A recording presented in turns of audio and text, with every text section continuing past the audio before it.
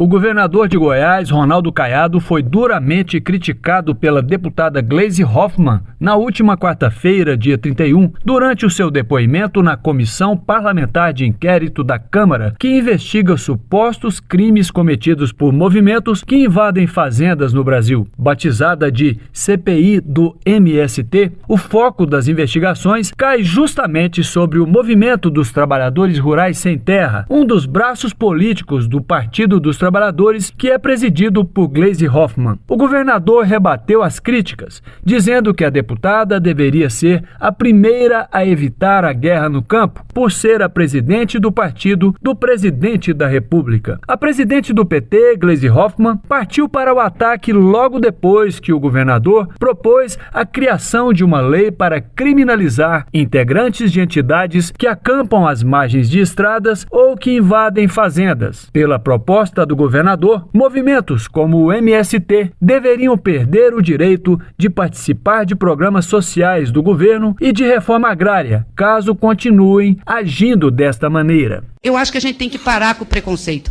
ter cuidado aqui com o que a gente fala. Nós não estamos falando de bandidos. Quando vocês falam bandidos e criminosos aqui, vocês estão atingindo mais de 450 mil famílias que trabalham de sol a sol, sustentam os seus filhos e põem comida na mesa do povo trabalhador. E o MST é um movimento que proporcionou isso, porque se não tivesse um movimento organizado, dificilmente essas famílias teriam as condições para produzir que têm hoje e que dão muito resultado para a economia brasileira. Ronaldo Caiado confrontou as informações apresentadas pela deputada, reafirmando que o MST seria, sim, um movimento formado por milícias rurais que praticam crimes e que, segundo ele, a maioria de seus integrantes não entende nada de trabalho rural. O governador de Goiás declarou ainda que, por ser presidente do Partido dos Trabalhadores, a deputada Gleisi Hoffmann deveria dar o exemplo e evitar a violência no campo e ajudar o país a encontrar o entendimento nacional. Como Vossa Excelência é presidente de um partido, quer dizer, a primeira coisa que deveria acontecer seria, olha, se tem influência sobre o MST, é chamá-los e dizer, olha, não vamos promover a desordem, não vamos promover a insegurança jurídica, não vamos admitir que haja nenhuma ruptura, até porque vocês têm todos os instrumentos de governo. Quer fazer reforma agrária? Não precisa de invadir. Vai lá, desapropria, instala, dá condições dignas para as pessoas viverem, produz. Contra a vontade do presidente Lula, a CPI do MST na Câmara dos Deputados foi criada com o propósito de investigar supostos crimes cometidos na invasão de terras pelo Movimento dos Trabalhadores Rurais Sem Terra e por outros movimentos de esquerda eventualmente ligados ao governo atual. A Comissão Parlamentar de Inquérito foi instalada a pedido do deputado Gustavo Gayer, do PL de Goiás. O colegiado é presidido pelo deputado tenente-coronel Zucco e tem como relator o deputado Ricardo Salles, do PL de São Paulo. Reportagem José Roberto Azambuja.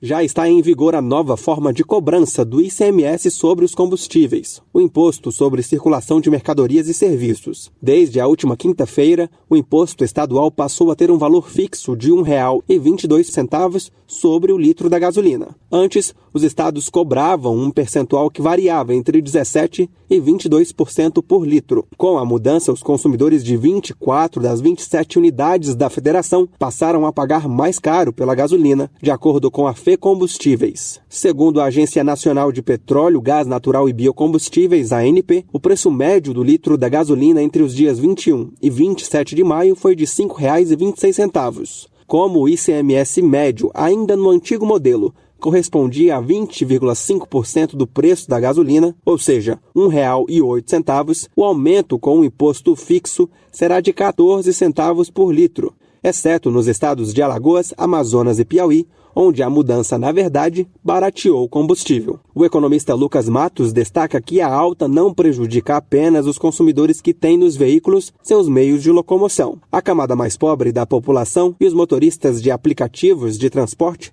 também vão sentir no bolso. Para a grande maioria do país que usa transporte público e não carro, é uma realidade muito diferente, né?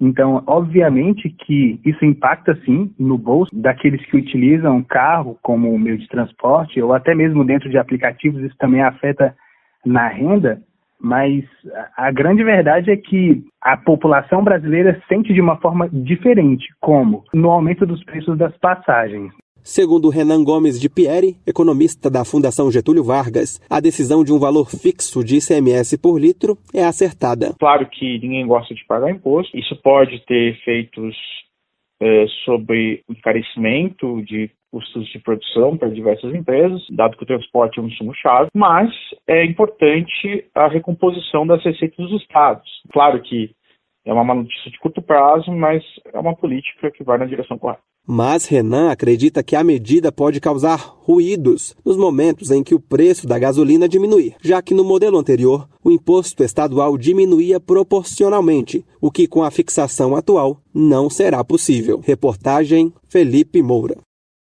Neste domingo, o ministro Alexandre de Moraes, do Supremo Tribunal Federal, STF, concedeu autorização para a transferência de Roberto Jefferson do presídio de Bangu 8 para um hospital, devido à gravidade de seu estado de saúde.